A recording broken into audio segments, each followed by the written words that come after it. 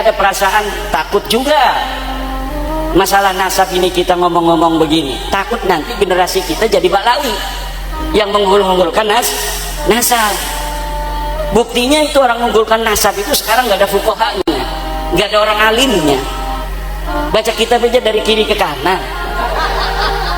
Bahaya kan nanti anak cucu kita nggak mau, kita naudzubillah min.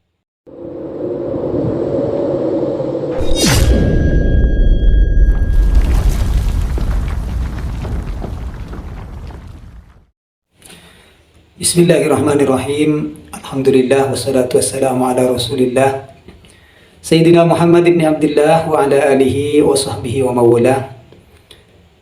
Saudara-saudara kaum muslimin dimanapun kalian berada, semoga selalu dalam lindungan Allah subhanahu wa ta'ala. Ini kekhawatiran Kiai Imaduddin tentang kita atau selain Ba'alawi ya. Takutnya nanti mengunggul-unggulkan nasab katanya ya. Kenapa? Karena orang kalau sudah mengunggul-unggulkan nasab, itu sulit untuk menemukan orang yang alim.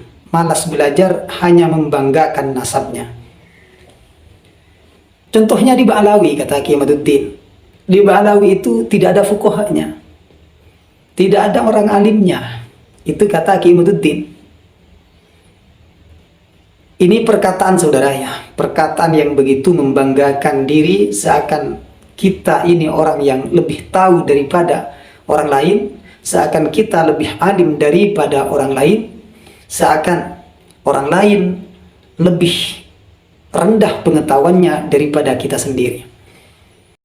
Kalau Al-Fakir sendiri kurang begitu yakin Kiai Imaduddin ini bisa lebih unggul di dalam masalah fikih daripada para habaib. Kurang begitu yakin. Soalnya tidak pernah kita temukan Kiai Imaduddin ini di dalam forumnya membahas masalah hukum syariat. Tidak pernah. Selain membahas masalah nasabnya Sadeh Ba'alawi, batalnya Sadeh Ba'alawi, itu pun dalam fikihnya banyak yang salah. Itu bisa dibuktikan di dalam masalah ijma.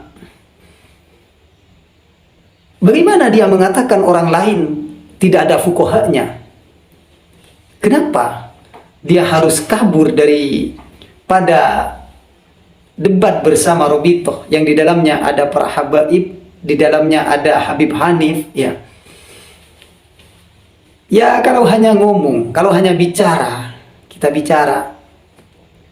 Saya juga bisa mengatakan para kiai atau Kiai Imaduddin ini yang ada di bawah saya masalah fikihnya. Bahkan masalah nasabnya ada di bawah saya. Tapi kan ini hanya ngomong saja saudara ya. Kita untuk percaya ini kan butuh bukti saudara ya. Bukan hanya mangguk-mangguk lalu kita jadikan itu orang yang benar-benar 100% benar. Bahkan setara dengan para nabi ya, maksum dari kesalahan. Merendahkan para habaib, merendahkan Sadeh Ba'alawi. Ini tidak ada fuqahanya, tidak ada para ulamanya. Bagaimana Habib Taufik di dalam masalah muamalah, sebelum adanya Rami Nasab ini, beliau ada forum khusus mendatangkan Gus Muhib. Kita tahu ya, Gus Muhib itu memang ahli di dalam masalah fikih, khususnya di dalam muamalah, di dalam bab buyu. Beliau mendatangkan Gus Muhib.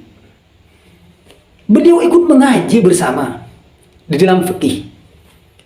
Ini sering beliau selalu mengkaji masalah bab muamalah. Ini Habib Taufik. Saya kurang yakin kalau dalam suatu permasalahan Kiai Imaduddin ini, suatu permasalahan di dalam hukum syariat, Kiai Imaduddin ini lebih unggul dari para habaib. Bahkan saudara, di TikTok kita temukan, kita tahu betapa banyak para habaib yang alim di dalam masalah fikih, di dalam masalah usul, ilmu nahwunya, ilmu mantiknya, ilmu belawahnya. Betapa banyak yang alim mereka kita temukan, yang muda-muda yang tidak masyhur ya. Jadi biasanya orang ketika untuk bisa dipercaya, maka apa saja mereka itu akan sampaikan meskipun tanpa bisa membuktikan. Anehnya di sini mereka semudah itu percaya dengan perkataan yang sangat tidak ada atau tidak berdasar. Coba di dalam suatu forum adakan pertemuan, bahas masalah furu'iyah, tanyakan masalah furu'iyah, atau adakan pertemuan biar jelas apakah Kiai Imaduddin ini memang ahli di dalam masalah hukum fikih. Karena di dalam masalah ijma saja saudara ya, itu di dalam kitab Al-Imam An-Nawawi yang disalah artikan kemarin, apakah ini yang dikatakan fuqaha? Jadi ingin menyelamatkan orang lain dengan cara merendahkan orang lain, tahu-taunya kita sendiri yang rendah. Jangan begitu. Kita harus jujur di dalam menyampaikan ilmu. Kalau kita ingin tinggi, kalau derajat kita mau naik, jangan dengan cara merendahkan orang lain. Para habaib itu baik-baik saudara ya. Para habaib itu rata-rata mereka pendakwah. Rata-rata mereka itu watawasau bil haq watawasau bis shawab. Saling memperingati, mengajak terhadap kebaikan, melarang menjauhi perkara-perkara yang mungkar. Rata-rata para habaib seperti itu. Oh, ada yang melakukan maksiat, ada yang melakukan perselingkuhan bersama istri orang bahkannya. Ya, kalau itu jangan hanya di habaib saudara. Jangan hanya di habaib saja yang dibahas. Non habaib pun itu perlu dibahas. Nah, habaib itu kan dzurriyyah Rasul. Kalau dzurriyyah Rasul seharusnya tidak melakukan itu. Kata siapa? Puluhan ribu para habaib semuanya harus maksum. Yang maksum itu hanya para nabi. Ya, yang maksum hanya mereka. Kalau dzurriyyah Rasul itu tidak maksum. Kalau ada yang terjatuh, salah satu dari mereka terjatuh mengerjakan dosa, melanggar syariat, melanggar perintah Allah, mengerjakan larangan Allah, maka itu bukan sebuah kesalahan dari keseluruhan. Kenapa? Karena mereka tidak maksum. Kalau salah satu dari mereka ada yang terjatuh ke maksiatan, berarti itu hanya secara pribadi saja. Itulah saudara.